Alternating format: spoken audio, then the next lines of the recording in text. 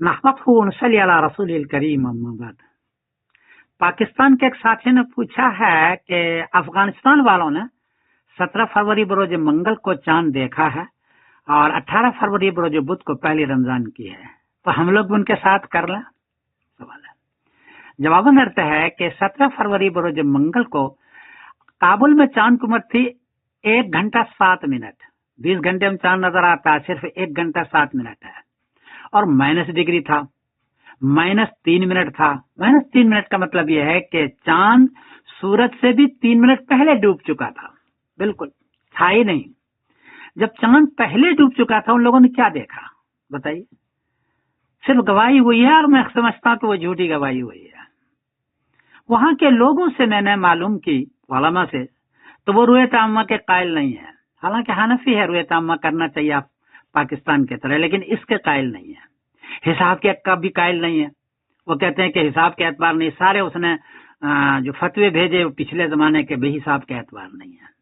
तो रुयत आम्मा भी नहीं कराए, हिसाब को भी कायल नहीं हुआ, सिर्फ गवाही हो तो यही होगा कि मतले पर चांद नहीं है और गवाहों ने गवाही दी और आपने कबूल कर लिया और ऐलान कर दिया।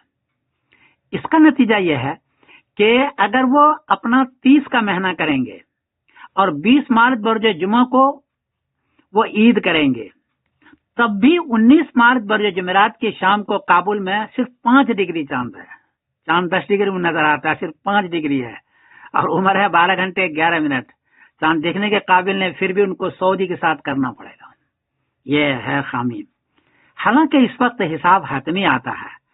आप मोबाइल में असर का टाइम, मगरिब का टाइम, यशा का टाइम ले रहे हैं, लेकिन चांद के सिलसिले में आपको इश्काल है कि नहीं जी उसका एतबार नहीं है, और आप झूठी गवाहियों को लेकर के पहले ही कर रहे हैं और रुयत आमा भी नहीं करते हैं।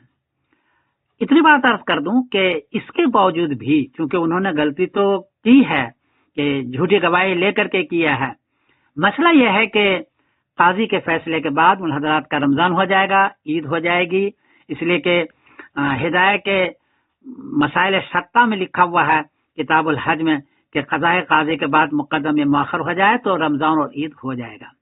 बहरहाल पाकिस्तान वाले को इत्तबा नहीं करनी चाहिए अफगानिस्तान वाले की, क्योंकि आप हजरात रुयत आमा करते हैं, हिसाब के एतबार करते हैं, सही रुयत करते हैं, हनफी है, इसलिए आप अफगानिस्तान वाले की इत्तबा न करें। इस सिलसिले में ये सऊदी की तरफ माइल हैं और सऊदी के तर्ज पर ये अमल कर रहे हैं। तो ये छोटी सी गुजारिश है, कोई गलती हुई तो माफ करना। मैं समीरुद्दीन कासमी बोल रहा हूँ। ये काबुल अफगानिस्तान के लिए 2026 का गिरनिच से हिसाब लेकर के टाइम टेबल में दे रहा हूँ। इसमें देखें कि मून जो है, मून चांद, उसके नीचे है अल्टी, ALT। तो अल्टीट्यूड का मतलब है चांद का इर्तिफा। अगर ये 10 डिग्री है तो चांद नजर आएगा, 10 डिग्री से कम है तो चांद नजर नहीं आएगा। 2 दिन का ये देता है। पहले दिन में चांद नजर नहीं आएगा इसलिए कि 10 डिग्री से कम है। दूसरे दिन में चांद नजर आएगा इसलिए कि 10 डिग्री से ज्यादा है।